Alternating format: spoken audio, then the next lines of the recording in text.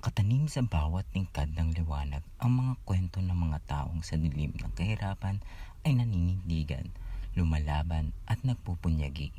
Sa dokumentaryong ito, ating sasamahan ang mga unprivileged na tinatawid ang masalimuot na karamlan ng kahirapan.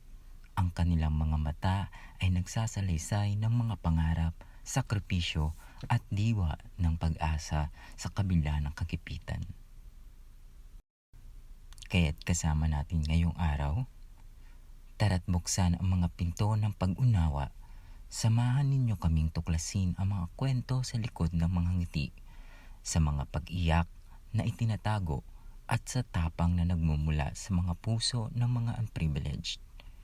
Ito ang Silong ng Pag-asa, kwento ng mga taong nalulunod sa kahirapan. Sa paligid ng maraming tao na kumakalam ang sikmura, maraming hindi nakakakain ng 3 beses sa isang araw at marami ring taong mas pinipili ang manirahan sa kalye. Kaya't samahan ninyo kami sa paglalakbay sa likod ng mga tahanan, sa mga pook ng pangangailangan at sa mga yugto ng paglakad na may layong umahon sa kahirapan. Tara at maglakbay tayo sa ilalim ng liwanag, sa ilalim ng dilim at sa likod ng mga mata ng mga unprivileged. Ito ang kanilang kwento, ang kwento ng pag-asa. Yan, magandang umaga po sa inyo. Salamat po at pinaanyayahan niyo po kami. Ayun po, pwede ko po bang malaman ang mga pangalan niyo at ilang taon na po kayo? Ako si Nicole Quesada Trillanes, 26 years old. Opo. Mayor Chandra. Tanong, 25 okay po. Tanong ko lang po kung kayo po ba ay nagtatrabaho. Sa bahay lang. Okay po. Kakamustahin ko lang naman po na kamusta naman po ang ganitong buhay na ramdam po namin ay araw-araw po kayo nagtatrabaho. Opo, siyempre kapag walang trabaho, struggle talaga sa amin yung panggastos kasi nga, di ba, wala kang work, tas yung asawa mo is parang part-time na yung trabaho, iisipin mo rin kung paano ibabalik yung pera, kung para saan mo ito pagkakasyahin, kasi sa araw-araw na lang marami ka ng gastos Ilan po kayo sa inyong pamilya at kayo po ba ay may anak? Dito sa, 10 kami, may get. Tapos, yung namin, 2 yung anak ko. Tapos yung mag-asawa. Lang po. Sunod po, gaano na po kayo katagal na naninirahan dito at saan po kayo kumukuha ng pangkain niyo po sa pang-araw-araw? Bali, mag-5 taon na kami dito nakatira. Pamilya ko. Tapos, ang pinagkukuhanan namin na pangkain sa araw-araw, yung pag-service ng asawa ko. Linggo-linggo yung take-out. Sa buhay, maraming pagkakataon na susuko ka na kasi akala mo hanggang doon na lang ang buhay na meron ka. Ngunit kapag lumingon ka sa paligid, maraming tao naglalakad, nakikipaglaban sa araw-araw na hamon ng buhay. Ang simpleng pamumuhay ay dinatag sa pundasyon ng pag-asa. Ngunit sa kabilang banda ng buhay, maraming tao ang nagdudusa sa kagutuman. Gaya na lang nina Ate Lea at Nicole na patuloy na nakikipaglaban sa buhay na hindi alam ng marami kung kailan matatapos ang pakikipaglaban sa kagutuman. Sa kabila po ng lahat, paano niyo po nalalabanan yung pang-araw-araw na hamon ng kahirapan sa inyong buhay? Siyempre, kung ganun nga naman yung sitwasyon namin sa buhay, kung ano yung kinita na kunwari ng asawa ko, pinagkakasya namin. Kasi hindi naman namin pwedeng ipilit kung wala Kailangan lang talagang sustain mo kung ano yung bagay na Ano po yung mga pangarap niyo sa buhay na gusto niyo pong mabago?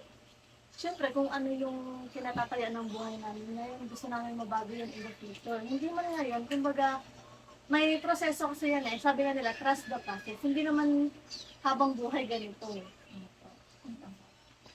Ayan. Paano niyo po natututunan ang kahalagahan ng edukasyon? Siguro naman po ay makikita niyo po sa inyong paligid na maraming taong hindi nakakapasok po sa paaralan. Oo, totoo naman yun. Kasi sa panahon ngayon, hindi ko naman sinasabing hindi importante yung pag-aaral, ha? Ano lang to, opinion ko lang to. Kasi hindi ako nagtuloy ng college kasi nga, alam na, nag-asawa, ganito, ganyan. Kahit merong pang ano yung pamilya namin. So, ang inaano ko lang is, hindi ko naman sabi hindi importante yung pag-aaral. Kasi mas importante yung diskarte eh. Kasi, isipin mo yung ibang nakapag-aral, ang tataas ng tinapos nakapaghanap bagad ng trabaho. Di ba hindi? Kailangan mo pa rin gamitin yung utak mo, diskarte, ganito, ganyan. Yun talaga yun eh. Para sa akin opinion ko lang yun. Opo. Yan po. Sunod po, ano po ang mga hakbang o inyong ginagawa para hindi po mawala yung pag-asa niyo na lumaban sa buhay? Hindi pwedeng mawala yun kasi there's always hope, sabi nga nila eh. Habang may buhay, may pag-asa. Kahit mahirap yung buhay, laban lang. And paano niyo po napagtatagumpayan ang mga pagkakataong nahihirapan na po kayo? Nahadangan na po yung mga pangarap ko sa buhay. Sa akin, kahit sobrang hirap ng buhay ko, ganyan, parang feeling ko kalaban ko lahat ng nasa paligid ko eh. So, ginagawa ko, wala akong pakialam. Hanggat kaya ko, buhay ako, may pag-asa ako. Gagawin ko lahat. Parang, maano ko ng buhay ko. Hindi naman pwedeng kahit diktahan ako ng iba eh. Bakit kayo ba bumubuhay sa akin? Ito ganyan. Kailangan lang talagang labanan. Kung ano yung hamon ng buhay, hindi pwedeng hindi ka lalaban eh. Kasi matatalo ka. Pagsubok lang yun eh. Ayan, ano po ang mga bagay na nais niyo sanang baguhin sa inyong komunidad upang mapabuti ang kalagayan ng mga tulad niyo po o tulad ng marami na hindi pinalad na magkaroon ng marangyang buhay? At nakakatanggap po ba kayo ng tulong galing sa LGU o local government unit po na nasasakupan niyo? Sa akin, oo.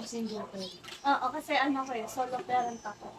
Nung lalo na nung pandemic, yung LGU nag-ano sila sa amin nung oo. Tapos binigyan kami ng tulong na ganito, ganyan na yung perang ko gamitin niya sa pamilya niya kasi yan yung bagay na maitutulong ng nila sa atin kasi hindi naman sinasabing sustentuhan nila kami ganito ganyan. Kumbaga inanuhan lang nila yung mga panahon na kailangan namin kasi hindi kami makapagtrabaho kasi nga ganun yung nangyari, pandemic eh. Ayan po, may mensahe po ba kayo sa gobyerno para po matugunan ang inyong mga kahilingan? Ano lang, tawag nito, hindi naman talagang, kasi kahit naman magbigay ka ng mensahe kung hindi makakarating, wala rin.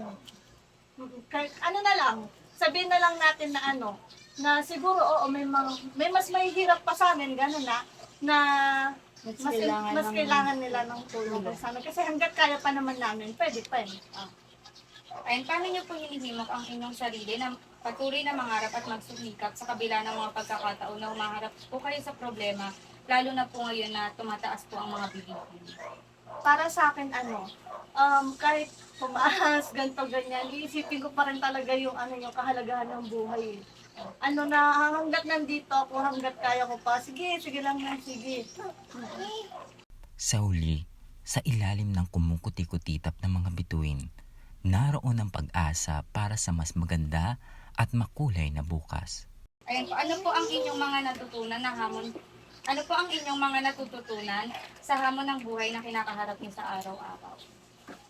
Tutunan ko lumaban. One word po. Yan, sa inyong palagay po, paano maituturing na naging inspirasyon ang inyong kwento para sa ibang mga underprivileged na individual? Ako sa akin na lang ginawa ko na lang inspirasyon yung anak ko eh. So, sa ganito. Angel Pera. Okay na kasi kami. Nag-ano lang din ako sa kanya. Kaya, yun lang. Sa akin, para sa akin. At ano po, yung huling tanong po ay, ano po ang inyong maipapayo o mensahe sa mga taong katulad po ninyo na patuloy na lumalaban sa buhay? Ang mensahe ko, hindi mo kailangang ipilit na maging mataas yung estado mo sa buhay. Basta gawin mo lang kung ano yung makakaya mo para ang importante kumakain kasi tayo tatlong beses sa isang araw, okay na yun. Hindi ka pa daw mahirap noon. Kasi nasa ka pa lang, middle ng ano ng tao. Oo. Kaya kailangan lang natin talaga magsikap, ganyan, harapin kung ano yung mga bagay na problemang dumadating sa atin. Tapos, dasal lang. Yun yung pinaka-importante. Kahit sabihin nilang yung kakadasal mo, walang mangyari, hindi ako nanginimata doon kasi hindi ako mga Diyos. Pinagdadasal ko pa rin kasi God will provide. Yun lang po. Maraming salamat po sa inyong pag-share ng kwento. Thank you po. Thank you po. Sa ilalim ng liwanag ng simpleng pangarap, natagpuan ng mga depribilehiyo na individual ang kanilang sarili sa silong ng pag-asa. Ito ang kwento ng kanilang pagsisikap at pag-asa na nagbibigay inspirasyon sa ating lahat. Ang pagmumulat sa realidad ng buhay ng hindi pribilehado o unprivileged na pamilya ay nagdadala ng malalim na damdamin at nagtuturo ng maraming bagay sa atin. Sa pagmamasid sa kanilang araw-araw na pamumuhay, natutunan natin ang halaga ng pagtitiis, pagmamahal, at pag-asa sa kabila ng hamon ng buhay. Kahit simpleng pamumuhay, napagtanto natin kung paano nila hinarap ang kakulangan sa pinansyal, edukasyon at iba pang pangangailangan. Ang bawat araw ay naging laban para sa kanila, ngunit sa kabila nito, maaaring masilayan natin ang kanilang lakas at tapang. Sa pamamagitan ng pagmumulat sa kanilang sitwasyon, napagtanto natin ang kahalagahan ng pagtutulungan at pagkakaisa sa lipunan. Ang bawat isa sa atin ay may papel na ginagampanan upang mapabuti ang kalagayan ng mga hindi pribilehiado sa ating paligid. Higit sa lahat, ang pamilyang ito ay nagpapaalala sa atin na mahalaga ang bawat tao at mayroong kahalagahan ang pagtutok sa mga pangunahing pangangailangan ng lahat. Sa ating mga pribilehiyo, may responsibilidad tayong makatulong sa pag-angat ng kapwa at pagpapabuti ng kondisyon ng lipunan. Sa pagtatapos, ang pagmumulat sa buhay ng isang hindi pribilehiado ay nagbubukas sa atin ng mas malalim na pangunawa at pagpapahalaga sa mga bagay na madalas nating nakakaligtaan. Ito'y isang hamon na dapat nating hinaharap ng may bukas na puso at pagmamahal sa kapwa.